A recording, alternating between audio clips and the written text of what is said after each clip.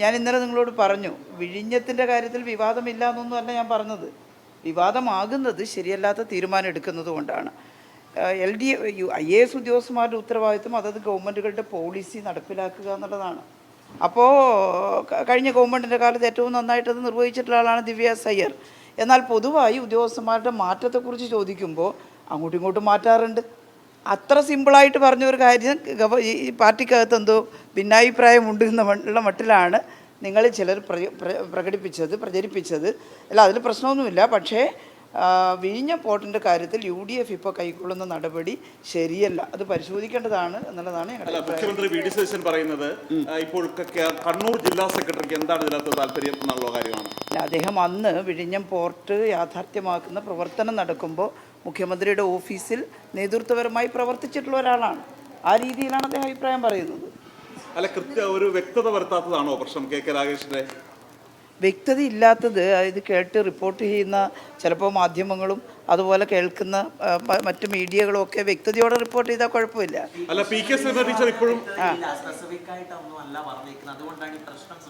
ആര് സ്പെസിഫിക് ആയിട്ടല്ല ഇപ്പോൾ മാധ്യമങ്ങളോട് 5 മിനിറ്റ് സംസാരിച്ചപ്പോൾ അവർ പറഞ്ഞത് ഇതിനകത്ത് വ്യക്തത കെ രാഗേഷും വരുത്തണം എന്ന് തന്നെയായിരുന്നു. എനിക്കെന്താ വ്യക്തതയില്ലാത്തതെന്ന് മനസ്സിലായിട്ടില്ല. വ്യക്തമാക്കണം, ജനങ്ങൾക്ക് മനസ്സിലാവുന്ന രീതിയിൽ വ്യക്തമാക്കണം, സ്പെസിഫിക് ചെയ്യണം എന്നാണ്. അതെ, വ്യക്തമാക്കണമെന്ന് പറഞ്ഞിരുന്നു. അല്ല, അതെനിക്കറിയില്ല. ഞാൻ ഇതിൽ പാർട്ടി എടുത്തിട്ടുള്ള തീരുമാനം വ്യക്തമാണ്. എന്നെ സംബന്ധിച്ചിടത്തോളം പാർട്ടി എടുത്ത തീരുമാനത്തെക്കുറിച്ചാണ് പറയാൻ സാധിക്കുക. CPMൻ്റെ അഭിപ്രായം എന്താ? ഇടതുപക്ഷ ജനാധിപത്യ മുന്നണി ഗവൺമെൻറ് ആ വിഴിഞ്ഞം പോർട്ടിനോടെടുത്ത താല്പര്യം അതിൽ കേരളത്തിൻ്റെ താല്പര്യം മുൻനിർത്തിക്കൊണ്ടാണ്. ആ താല്പര്യം ഇല്ലാതായി പോകരുത്. കേരളത്തിലെ ജനങ്ങൾക്ക് വേണ്ടിയാണ്. ആ താല്പര്യം ഇല്ലാതാകരുത്. അതിൽ ഗവൺമെൻറ് മാത്രമല്ല, അതിൽ ഷെയർ ഉണ്ടല്ലോ നേരത്തെ അദാനിക്ക്. പക്ഷേ ആ ഷെയറിലൊരു വലിയ വിഭാഗം വിൽപ്പന നടത്തുമ്പോൾ ഈ ബൈലോ അനുസരിച്ച്, നിയമാവലി അനുസരിച്ച് വിൽക്കുന്നത് സംസ്ഥാന ഗവൺമെൻറ്റിൻ്റെ പെർമിഷനോടുകൂടി ആയിരിക്കണം എന്നുണ്ട്. ആ പെർമിഷൻ ഇല്ലാതെ ഷെയർ കൈമാറുന്നു എന്ന് വന്നപ്പോഴാണ് അതിനെതിരെ വിമർശനം ഉന്നയിച്ചത്. ഞങ്ങളുടെ ഗവൺമെൻറ്റുള്ള സമയത്ത് അവരെയാണ് നിശ്ചയിച്ചത്. ആ ഗവൺമെൻറ്റിൻ്റെ കാലാവധി കഴിയുന്നത് വരെ അവർ തുടർന്നു. അല്ല, ഞാൻ ഇന്നലെ തന്നെ പറഞ്ഞിരുന്നു, അസ്വാഭാവികത ഉണ്ടോ എന്ന് പരിശോധിക്കേണ്ടതാണ്. പക്ഷേ ഉദ്യോഗസ്ഥന്മാരെ ഓരോ ഗവൺമെൻറ് വരുമ്പോഴും കഴിവുള്ള ഉദ്യോഗസ്ഥന്മാരെ ഓരോ മേഖല നിശ്ചയിക്കും. അവർ സ്ഥിരമല്ല IAS ഉദ്യോഗസ്ഥന്മാർ. ആ അർത്ഥത്തിലാണ് ഞാൻ പറഞ്ഞത്. മാറ്റിയതിൽ അങ്ങനെ ഒന്നും പറയാനില്ല, പ്രത്യേകിച്ച് വിവാദമാക്കേണ്ടതില്ല. പക്ഷേ പരിശോധിക്കേണ്ട വിഷയം മാറ്റുന്നതിന് എന്തെങ്കിലും താല്പര്യം ഉണ്ടായിരുന്നോ എന്നുള്ളതാണ്. അതിപ്പോൾ എനിക്കറിയില്ല. ഞങ്ങളിപ്പോൾ വിമർശനപരമായി പറയുന്നത് ഒരേ ഒരു കാര്യമാണ്. അതെന്താ? അദാനിയുടെ കയ്യിലുള്ള ഷെയറിൻ്റെ ഭീമമായ ഭാഗം മറ്റൊരു മൾട്ടിനാഷണൽ കോർപ്പറേറ്റിന് കൈമാറാൻ ശ്രമിച്ചു, അതിനുള്ള നീക്കം നടക്കുന്നു എന്നുള്ളതാണ്. അങ്ങനെ കൈമാറുന്നത് സംസ്ഥാന ഗവൺമെൻറ് അറിഞ്ഞിട്ടുണ്ടോ ഉണ്ടോ എന്ന് ചോദിച്ചപ്പോൾ ബഹുമാന്യനായിട്ടുള്ള കേരള മുഖ്യമന്ത്രി പറഞ്ഞത് ഞങ്ങളറിയില്ല, ഞങ്ങൾക്കങ്ങനെ അദാനി അറിയിച്ചിട്ടില്ല എന്നാണ്. അറിയിച്ചിട്ടില്ലെങ്കിൽ ഗവൺമെൻറ്റിനെ അറിയിക്കേണ്ടതാണ്. അപ്പോൾ ഗവൺമെൻറ്റിനെ അറിയിക്കാതെ ഓഹരി കൈമാറ്റത്തിന് മുതിരുന്നത് ഒരു നല്ല നീക്കമല്ല എന്നുള്ളതാണ് ഞങ്ങളുടെ വിമർശനം.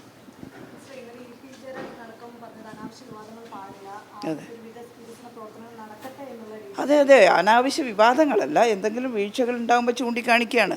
വലിയ വിവാദമാക്കി മാറ്റലല്ല.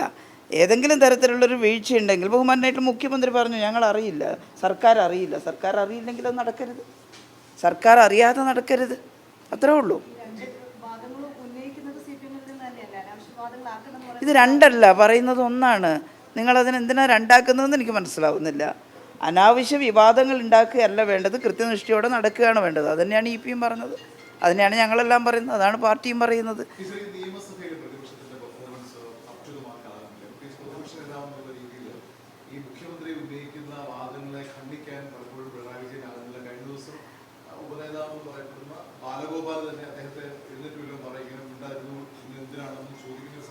അതെല്ലാം കൃത്യമായിട്ട് ഒന്നും കൂടി റീപ്ലേ ചെയ്ത് നോക്കിയാൽ മനസ്സിലാവും.